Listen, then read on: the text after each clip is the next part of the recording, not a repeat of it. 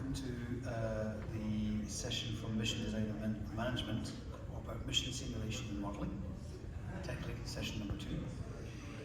My name is Gareth Williams, I'm the Head of Flight Operations at Humansat, and my co-session chair will introduce herself. I'm Alice Bowman. I work at the Applied Physics Laboratory in Laurel, Maryland, and I'm the New Horizons Mission Operations Manager. So with that, we're going to go ahead and get started. Okay, so our first presentation is entitled Modelling and Evaluating Edge Computing in LEO for Global Persistent Satellite Applications. It's presented by Bhavisya Vignesh, who is a 14-year-old winner of the Canadian Space Agency's Space Brain Hack 2023 Challenge for her VR-based astronaut mental health solution, Peacemaker, and a TEDx speaker. She's taught over 500 kids by conducting STEM sessions across 6 countries. Bhavisya is a member of the Knowledge Society and currently interns at SkyServe. She empowers youth through engaging technical presentations and is a dedicated advocate for advancing girls in STEM. Bhavisya, over to you.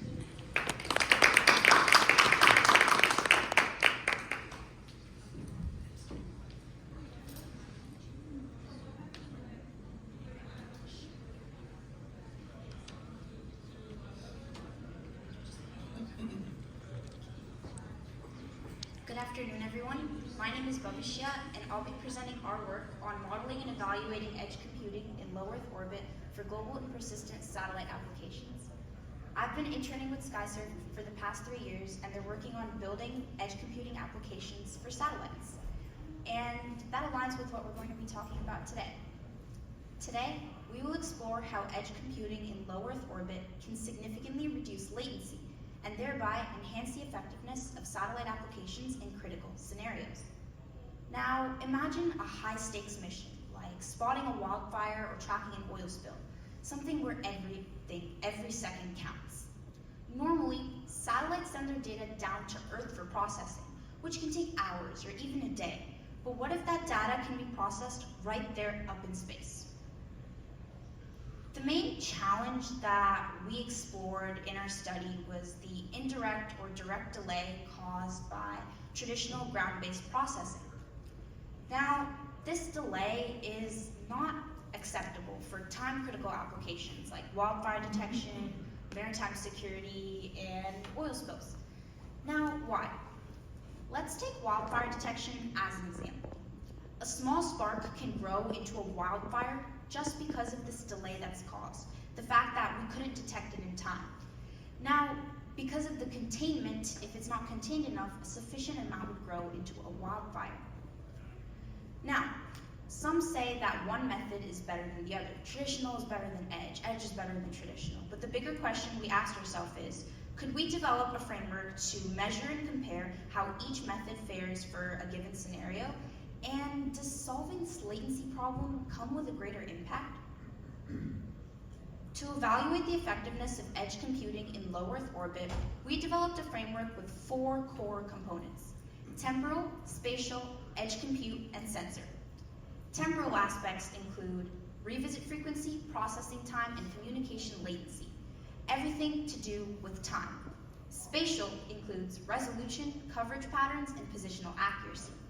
Edge compute includes onboard processing, algorithm efficiency, and hardware limits, while sensor includes the sensor type, sensitivity and noise, and environmental robustness. These factors together shape the reliability and performance of satellite-based edge computing applications. But how can we quantify the effectiveness of this framework? To quantify the effectiveness of edge computing in low Earth orbit, we developed a figure of merit, which consists of temporal, spatial, quality, and impact, similar to what we saw before. Now, the calculation involves weighted factors where, in our case, we tested out wildfires, where timeliness has the highest weight of 0.35. Why? Because it's a time-critical mission. This weight can vary for other scenarios like oil spills or others that we saw before. Now, the figure of merit includes the detection time, spatial accuracy with precision and recall, and the extent of burnt area. As I mentioned, we conducted several simulations to see how their results would affect this FOM, and the results vary between traditional and edge.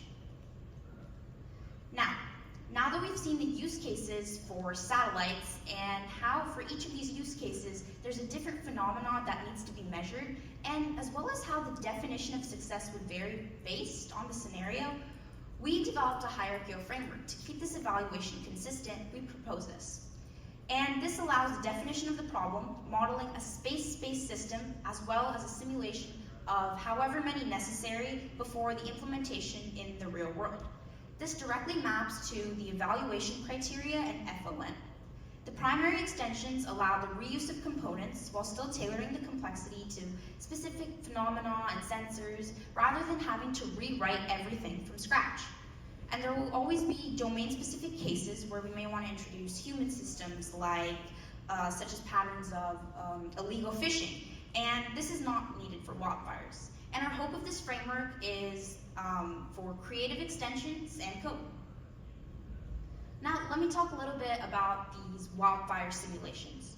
So we began by defining the scenario, which included key parameters like terrain, vegetation, wind speed, ignition points, and then we went on to test this for both edge processing and traditional processing. Then we tracked things. Now, the same parameters won't be tracked for other use cases, but we track the accuracy, the latency, confidence, resource usage, and then using the figure of merit, we compared the two to see which one's more efficient. Now, before we test out the results, we configured a satellite constellation with 2 orbital planes inclined at 98 degrees and 5 satellites spaced out at 72 degrees in RAN. And this configuration enhances the coverage and revisit frequency, which are critical for, in our case, wildfires.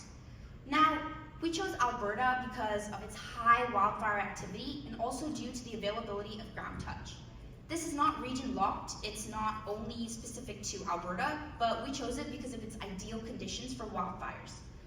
Now, by strategically placing these satellites, we reduce blind spots and detect early ignition points, which is crucial for wildfire containment. Now, to model fire spread, we utilize a cellular automated model, which takes into account vegetation, terrain, and environmental factors like wind to simulate fire propagation. And by incorporating a satellite orbit model using SGP4 propagation, we achieved a realistic representation of fire spread alongside satellite motion. We compared traditional processing and edge processing, and we noticed that traditional processing included key factors like data storage and batch analysis, where in contrast, edge processing enables near real time. For traditional processing, that latency was up to 8 to 12 hours, where with edge processing, with some conditions, it was reduced to a couple of minutes. Now, the main challenge that I should say for traditional processing is downlink bottleneck, where large volumes of data must be transmitted before processing. Where in edge, we only transmit that processed data and do it all on board, reducing data volume and ensuring timely action. But how do these two outcomes compare in terms of wildfire containment? Here's our comparative analysis. As I mentioned, we compared both traditional and edge processing, and we noticed that edge processing outperformed traditional in places that require rapid containment. Now, let's go through the scenarios one by one. In the first scenario, you notice it's not as complex. There's only one start ignition, meaning the fire is only going from one place. The wind is not too fast compared to the others. While in the second one, you might notice the growth of fire is much slower, and there's also one start ignition, but there's a lot of vegetation. Now, if we go on to 3 and 4, you see that it becomes more complex. The wind changes much more, there's also vegetation patches, but there's multiple ignitions, meaning the fires are starting from a different place, creating a higher chance of the need for rapid containment. Now, how did we calculate the metrics? So we calculated the metrics across those 4 scenarios, and some of them included timeliness, accuracy, and the extent of burnt area. We show the reduction rate, see how much the fire is reduced by, the amount of hectares that are burnt, and T stands for traditional, while edge stands for the edge computing enabled satellite. You can clearly see the latency caused under temporal, and we noticed that in our result overview with FOM, edge presumably did better in 3 out of the 4 scenarios. Now, I forgot to mentioned this. This is particularly in scenarios with high wind and multi-ignition, meaning there were dynamic wind changes. Now, we noticed that edge reduced the action time by 81%, significantly reducing that burnt area compared to traditional processing. We noticed that this method gives us a quantitative edge because near real time enables a substantial difference in containment efficiency. We use the FON model and give a value for each number, and you might notice in scenario 2, traditional did win. This may be due to the amount of differences that are between 1, 3, and 4. Maybe the increase of vegetation patches, less start ignitions, less wind. It's kind of saying that higher containment afterwards is sufficient enough.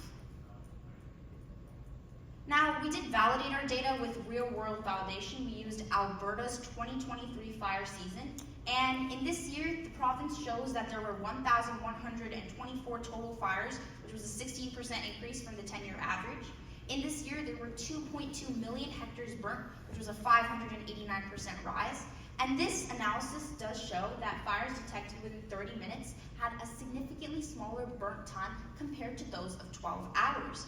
And it is important to highlight that delayed detection often correlates with larger burnt areas compared to those with larger fires. And those larger fires that we did find in the Alberta 2023 fire season data was Wenzel Fire and HWF 109.